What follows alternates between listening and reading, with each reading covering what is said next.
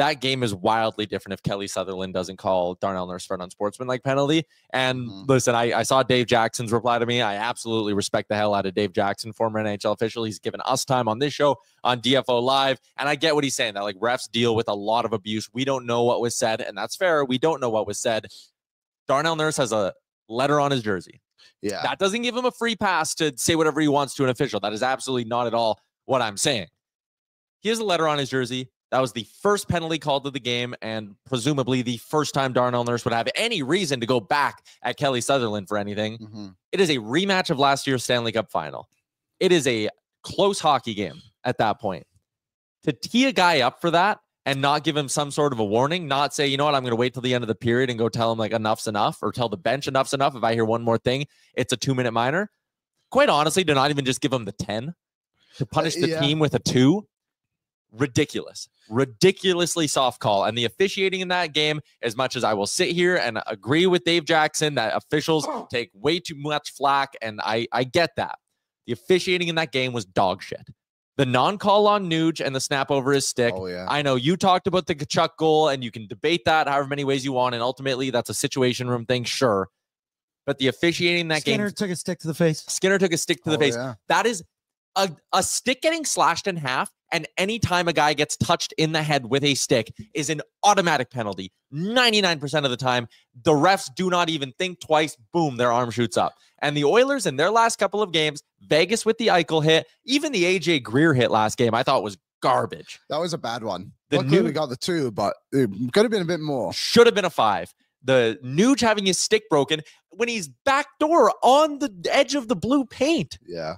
Garbage. Skinner gets high stick. Goalies are supposed to be protected. High sticks are automatic penalties. Joke. The goalie thing has been interesting this year, especially on Skinner. And Skinner made a comment about it too. I can't remember what game it was, but he got hit and they called a penalty on it. But he said jokingly, but also like not so jokingly too, he's like, I've been hit a lot this year and nothing has been called on me. And I think the one, we actually didn't talk about it yesterday. I think there was just so much to discuss, so we didn't get too much into the Skinner thing. But the fact that the ref then went up to Skinner and said, "Are you okay?" is also like an insane thing to do. He was 2 feet away from him. Yeah. Like, so that was a bad one. The AJ Greer one, I agree, could have been in the conversation for a 5. And like the thing with the 5-minute too, like you can change your decision on a 5. And I actually think it's a lot easier to change your decision on a 5 after a review than basically anything else in hockey, to be honest. So it would have been easy to go to that because the puck was well gone. We actually see it a lot where they will call the 5 and then go watch it because you can bring it down, but you can't bring something up. And I prefer that in almost every single situation. Yep. And I had a similar thought to the Eichel and Ekholm thing. One thing Dave Jackson actually did say that should have been a penalty as well. I was reading some of his comments. I was telling people yesterday too. A lot of Oilers fans reach out to that guy a lot, and he replies to them all the time. If you read his replies, Dave's really good. He is very good. And the AJ Greer thing, call the 5. But I always wonder in those situations, and it shouldn't matter, but it always does.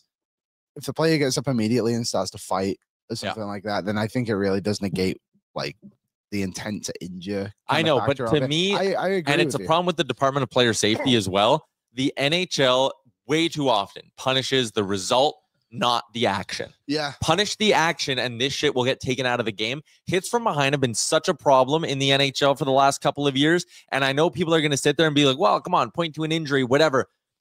It's at the point where the NHL doesn't want to take this seriously. Yeah. And it is going, much like the skate blades and neck protection, it is going to take someone getting very, very, very, very hurt for the NHL to take this shit seriously. Yeah. They took hits to the head seriously after Sidney Crosby got injured.